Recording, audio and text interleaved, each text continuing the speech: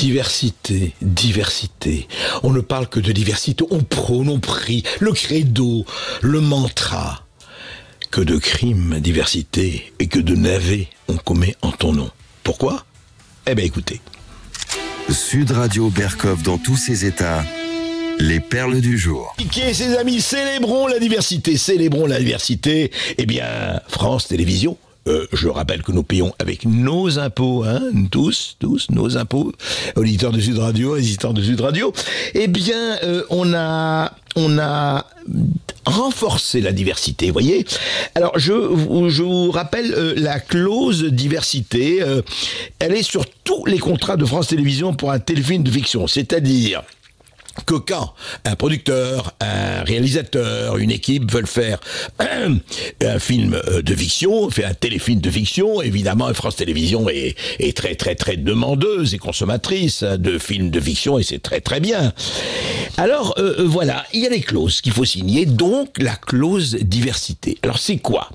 Eh bien écoutez, c'est intéressant, ça vaut son pesant, allez j'allais dire de lentilles, mais disons autre chose. L'œuvre ayant vocation à s'inscrire dans une programmation reflétant au plus près la diversité de la culture, de la société et de la population française et des étrangers vivant sur le sol de France, le contractant devra accompagner France Télévisions dans l'accomplissement de sa politique de diversité en veillant à ce que l'esprit de cette clause soit respecté dans l'exécution des présentes devant et derrière la caméra. Jusqu'ici, bon, pourquoi pas, il n'y a rien à dire. Alors, quels sont les 5 piliers de cette politique de diversité ? Il y en a 5, effectivement. C'est pas les 10 commandements, c'est les 5 commandements.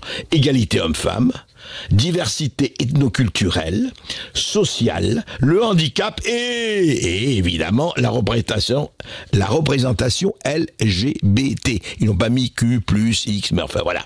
LGBT. Dans le cadre de cette politique, le contractant s'engage à lutter aux côtés de France Télévisions à compter, là c'est le côté, attention, guerre, contre l'ensemble de ces stéréotypes, et en particulier la diversité ethnoculturelle et sociale, en intégrant une part significative de ces paramètres dans ses propositions, notamment dans la définition et le choix des personnages, dès l'écriture de l'œuvre, puis dans le casting des comédiens, en s'appuyant si nécessaire sur les répertoires mis à disposition par France Télévisions.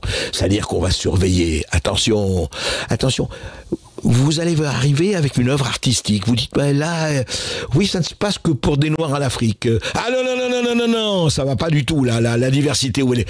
Ça se passe sur des Blancs en Vendée ou dans le Luberon. Quoi ? Que des Blancs en Vendée ? Je voudrais non simplement faire un film parce que c'est 2 femmes entre elles en train de parler. Ah non, il n'est pas question. Dites-moi, où est l'artistique là-dedans ?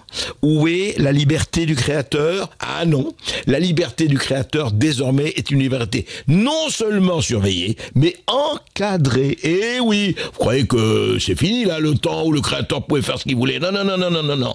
On est là dans une espèce de cours de classe très précise, avec des règles très précises. Ah bon, et après on donne des prix, on parle de liberté de création, on parle d'encourager la création. Ah non, on met les bras, on lit on met les bras en l'écharpe, on les lit, on vous surveille. Voilà, ça s'appelle comment ? Eh ben ça s'appelle, je ne sais pas moi, ça s'appelle peut-être quelque chose comme une espèce de despotisme, non ? D'autoritarisme, non ? Non, pire, le règne de la disparition véritable de la vraie liberté au nom d'une création sous surveillance et au nom du sous-vide. Parce que c'est ça, ici, la clause diversité, c'est une clause du sous-vide. Voilà, c'est l'organisme, la création génétiquement modifiée, la CGM.